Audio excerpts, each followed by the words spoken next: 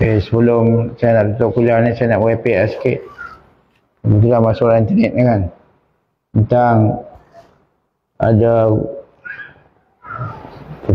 isu baru. Orang buat filem kita mengawal bekas sorban, berjubah, beramal dengan ajaran sesat. Itu semua tak patut lah. Tapi teguran telah diberi. Ramai orang call tu, tanya, bagi tahu. Macam-macam jenis teguran lah. Tapi masih tetap berlaku itu. Filem tu tetap itu, tanggungjawab lah. Fa'in tawallau faqul hasbi Allah. Kita hanya berdoa je lah, berhadap hidayah. Betul ada pula penyokong, ramai pula tu, penyokong. Kata siapa yang makan cili dia lah rasa pedas. Masalahnya, pedas tu yang berasanya bukan orang yang makan je. Orang tak makan pun berasa. Pedas tu. Dia bukan masalah makan cili tak makan cili, dia masalah tu. Dia penyakit. Bila mana ada bentuk provoksi kempen tomahan-tomahan gitu untuk mengamalkan pada pakaian-pakaian orang saleh.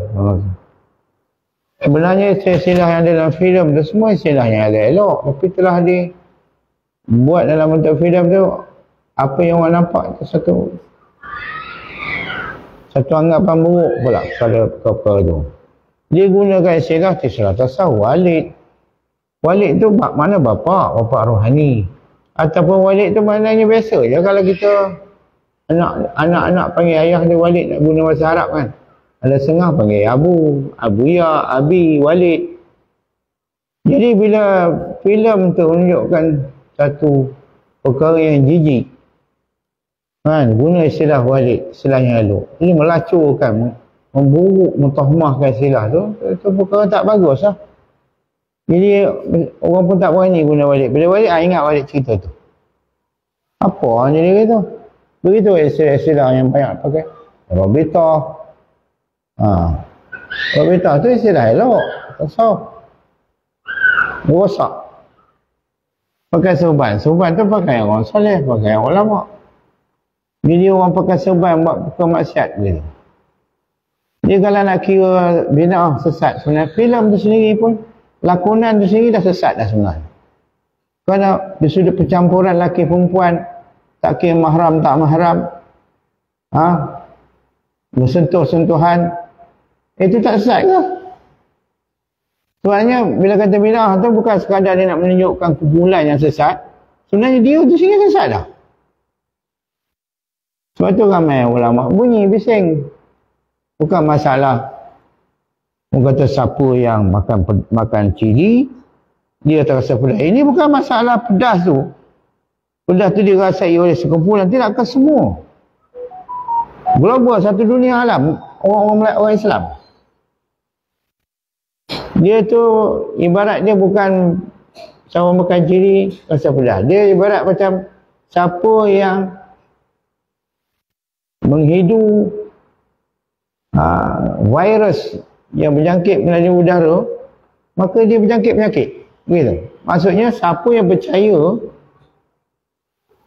kepada apa yang disampaikan, doktrin yang disampaikan oleh filem itu, percaya, begitulah perangannya, begitulah akhlaknya orang yang pakai serban ni, maka orang tu penyakit lah. Itu bukan cerita siapa makan cili dia rasa pedas. Satu alam je rosak. Hati orang bising tu. Dia nak bunyi.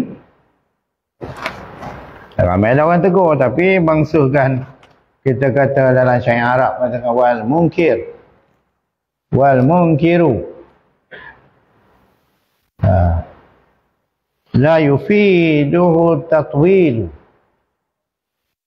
Lau tuliyat alaihi at-Taurat waz-Zabur.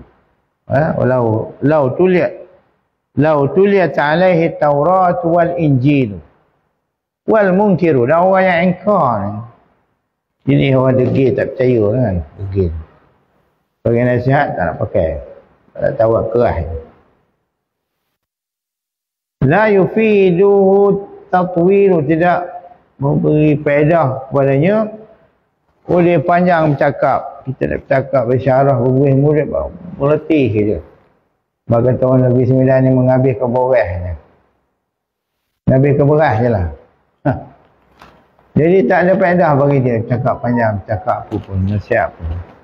Lau tuliyat alaihi Tauratu wal Injilu, sekalipun dibacakan kepadanya Taurat dan Injil, tak ada faedah dah. Jadi fa in tawallau faqul hasbi Allah wallahu subhanahu wa ta'ala alam.